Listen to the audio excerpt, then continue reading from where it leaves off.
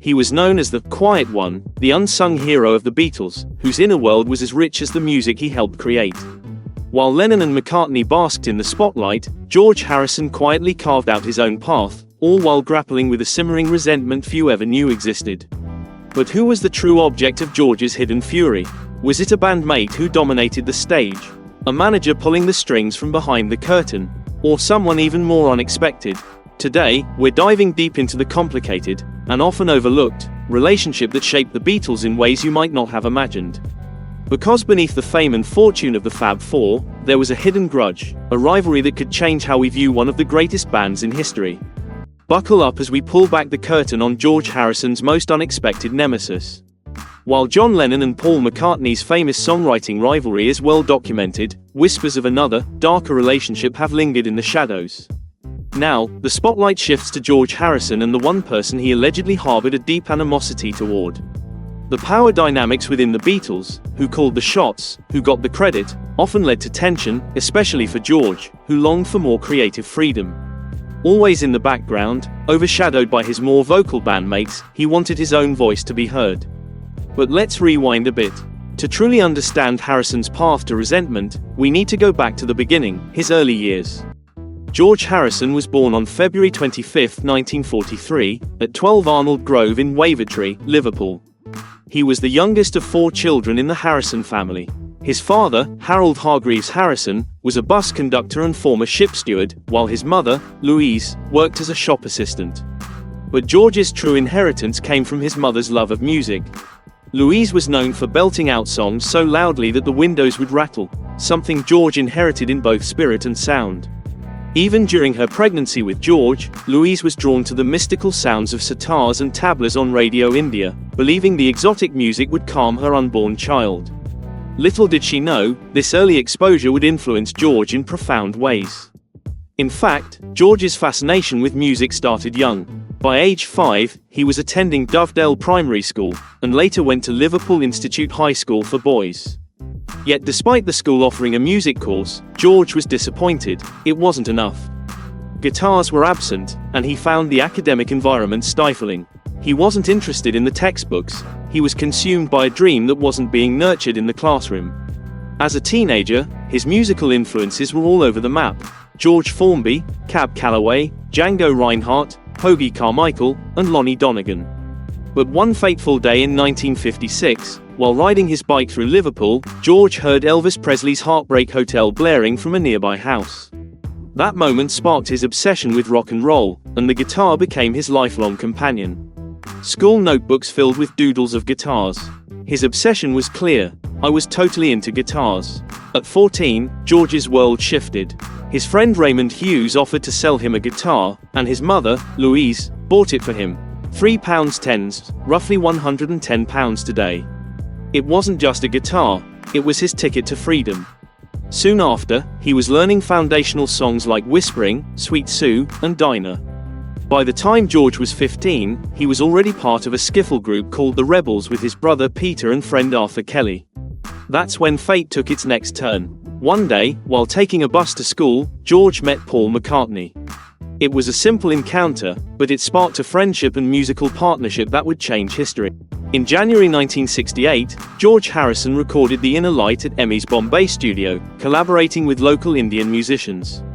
This marked a turning point for Harrison, as the composition was inspired by Hinduism and meditation, an early glimpse into the deep spiritual journey that would define much of his later work. But even as Harrison explored new musical landscapes, the tensions within the Beatles were reaching a boiling point.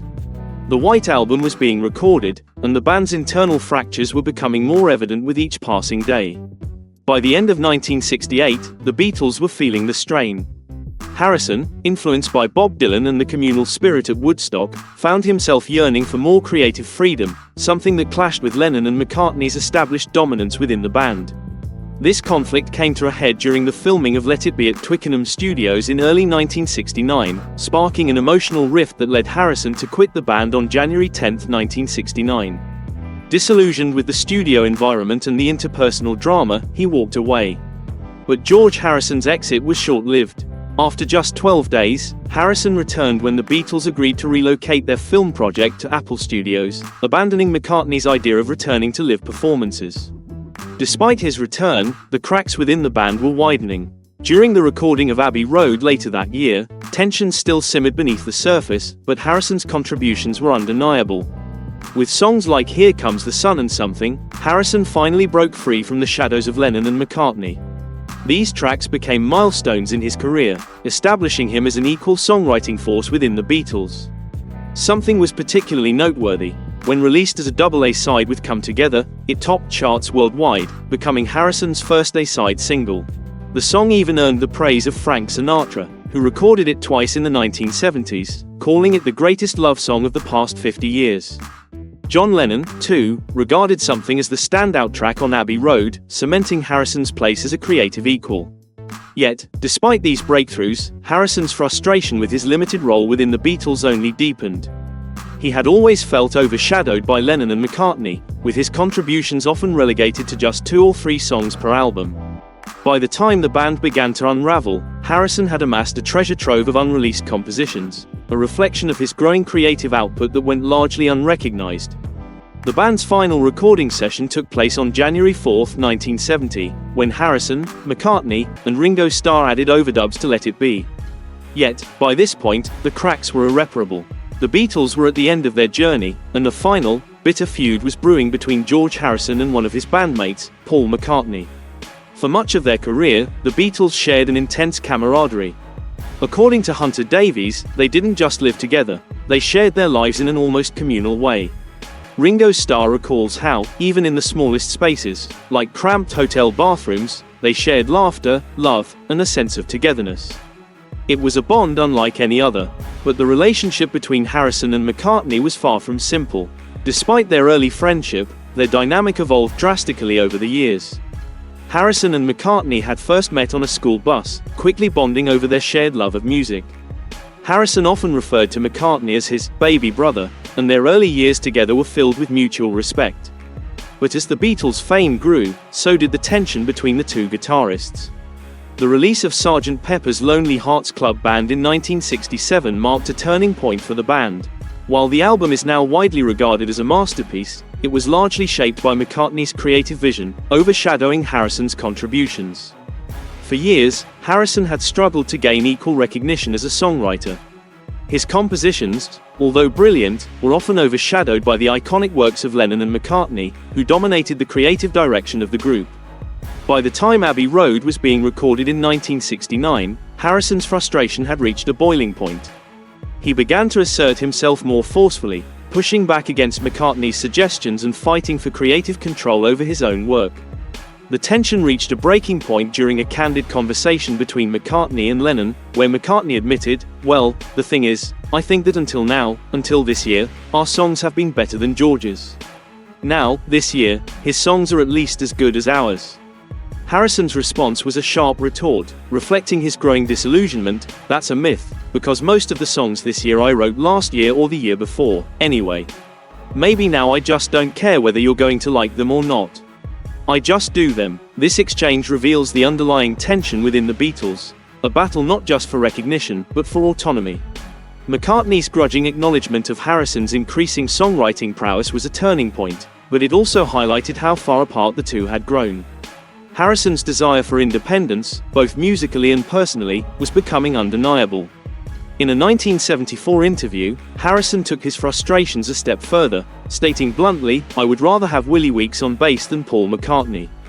Harrison went on to explain that while he respected McCartney's musical talents, he often found his approach too overpowering. "I could join a band with John Lennon any day," Harrison admitted, "but I could not join a band with Paul McCartney." It was clear, though it wasn't personal, it was musical.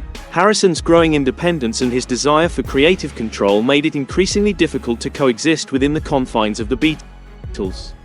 This tension was palpable during the recording sessions for McCartney's Maxwell's Silver Hammer, where Harrison became frustrated with McCartney's dominant approach. "Paul would always help along when you'd done his 10 songs, Harrison said. "Then, when he got round to doing one of my songs, he would help." The Beatles were not just a band, they were a family. But sometimes, even family can be torn apart by the very thing that once brought him together. It was silly. It was very selfish. Sometimes Paul would make us do these fruity songs. George Harrison's blunt assessment of Maxwell's Silver Hammer encapsulated his growing frustration with Paul McCartney's perfectionism in the studio. The track, with its quirky and whimsical tone, was a classic example of McCartney's musical dominance during the later years of the Beatles. For Harrison, who was striving for more creative input, Maxwell's Silver Hammer epitomized the gap between his own artistic aspirations and McCartney's controlling nature. Harrison's remarks were not just about one song. They reflected a deeper frustration with McCartney's seemingly all-encompassing vision for the band's music. While McCartney's meticulousness had undeniably helped shape the Beatles' legacy, it also sowed discord, particularly with Harrison, who felt increasingly sidelined in terms of both recognition and creative control. Harrison's songwriting contributions were often treated as secondary to Lennon and McCartney's, even as he began to prove himself as a capable and inspired songwriter. Here Comes the Sun and Something were monumental moments in Harrison's evolution as an artist, but the struggle for acknowledgement never truly subsided. In a revealing interview from 2020, Howard Stern asked McCartney if he had ever underestimated Harrison's songwriting abilities during their time in the Beatles. McCartney's response shed light on the dynamics that had been at play. "It was easy to underestimate George," McCartney admitted.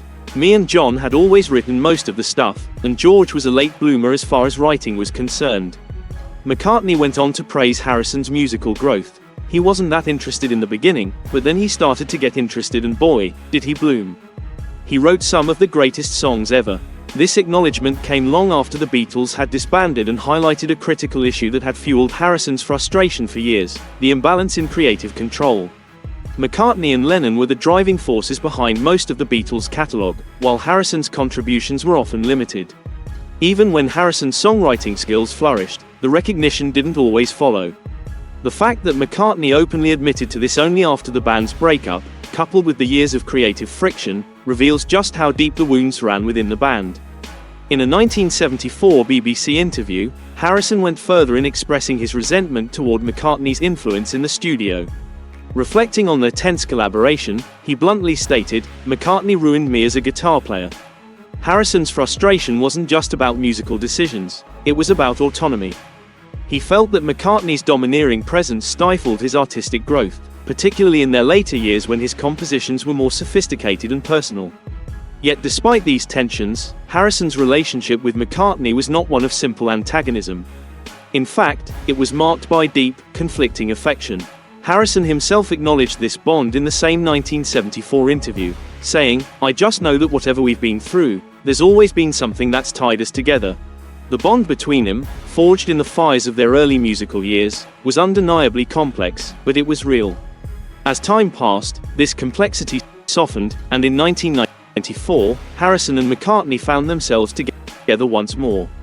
Alongside Ringo Starr, they reunited as the Threetles to work on John Lennon's unfinished demos. Despite their shared history and mutual respect, there were still moments of tension.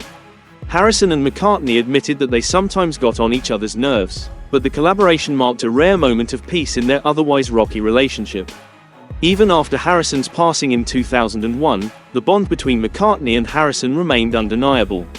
In an interview, McCartney described his late bandmate as a lovely guy and a very brave man with a remarkable sense of humor. "He is just my baby brother," McCartney said, echoing the affection they had for each other, despite their many disagreements over the years. McCartney's tribute was a testament to the deep affection that had always existed, even beneath the layers of tension. Harrison's death left a gap not just in the music world, but in McCartney's life. The years of unresolved tension, combined with their shared musical legacy, left McCartney with bittersweet memories. Yet, over time, both Harrison and McCartney came to appreciate each other in a way that was perhaps only possible with the passage of years. Their families too maintained a connection. Stella McCartney, McCartney's daughter, and Donnie Harrison, George's son, forged a sibling-like bond. Their closeness extended beyond personal ties into professional admiration, as evidenced when Stella designed Donnie's wedding dress in 2012, a gesture of solidarity and respect.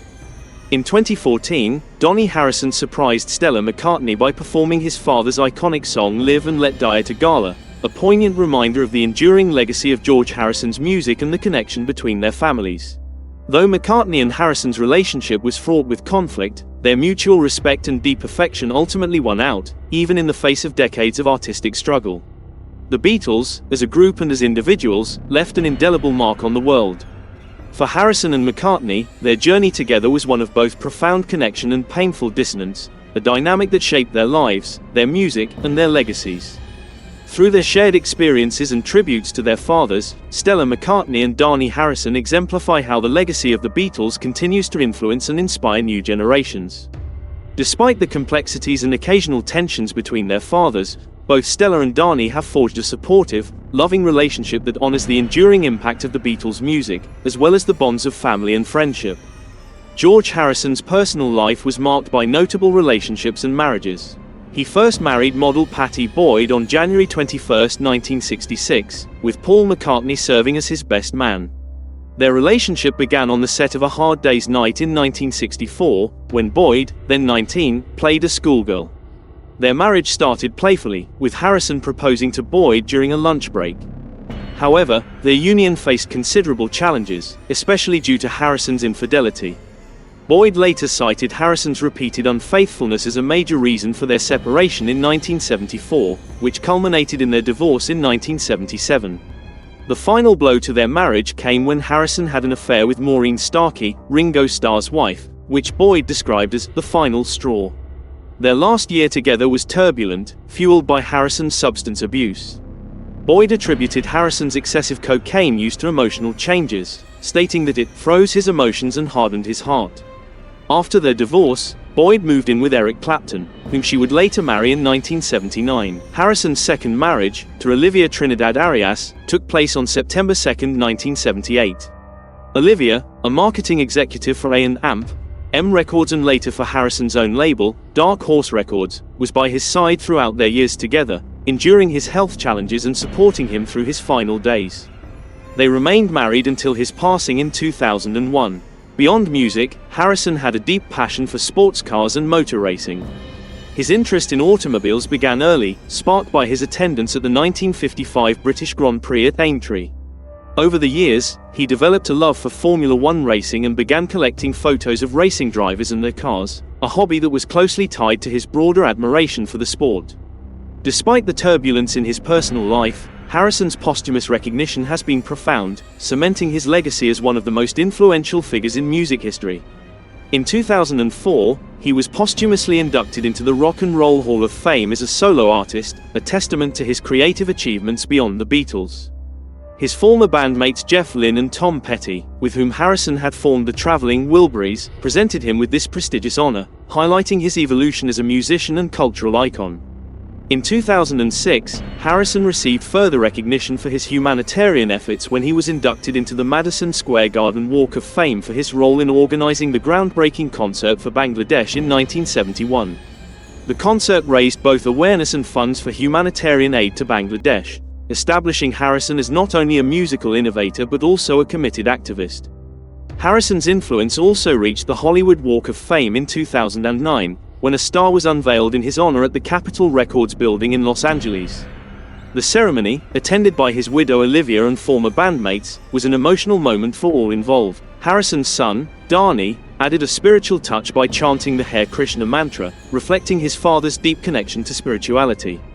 In 2011, Living in the Material World, a documentary directed by Martin Scorsese, offered an intimate look into Harrison's life, music, and spiritual journey. The film featured interviews with family members, friends, and collaborators, further cementing Harrison's legacy as a man who balanced musical genius with a profound sense of spirituality and activism. Additionally, Harrison was honored posthumously with the Grammy Lifetime Achievement Award in 2015, further cementing his status as a cultural and musical pioneer. A marker in Benton, Illinois, commemorates his 1963 visit to the US, marking him as the first Beatle to visit the country.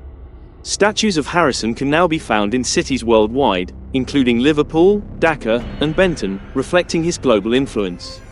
Recently, in May 2024, a blue plaque was unveiled at Harrison's childhood home at 12 Arnold Grove in Wavertree, honoring his early years and lasting legacy. While the public often focused on the rivalry between John Lennon and Paul McCartney, a lesser-known but equally complex tension simmered between George Harrison and Lennon. Despite their early bond, which began before the Beatles skyrocketed to fame, Harrison's relationship with John became increasingly strained as the band's dynamic evolved. Harrison admired Lennon's wit and creative genius, but he also resented his dominant presence and dismissive attitude. As the Beatles matured, Harrison often found himself sidelined creatively, especially by Lennon, who rarely took his songwriting contributions seriously. Even during the band's final years, Lennon mocked Harrison's spiritual journey, belittling his devotion to Indian music and mysticism. In I, Me, Mine, Harrison barely mentioned Lennon. This silence spoke volumes about their strained relationship. While Harrison mourned Lennon's death in 1980, he never fully healed from the emotional wounds left by their complex dynamic. Behind Harrison's calm demeanor and peaceful image, there was a lingering bitterness toward Lennon, a side that few knew.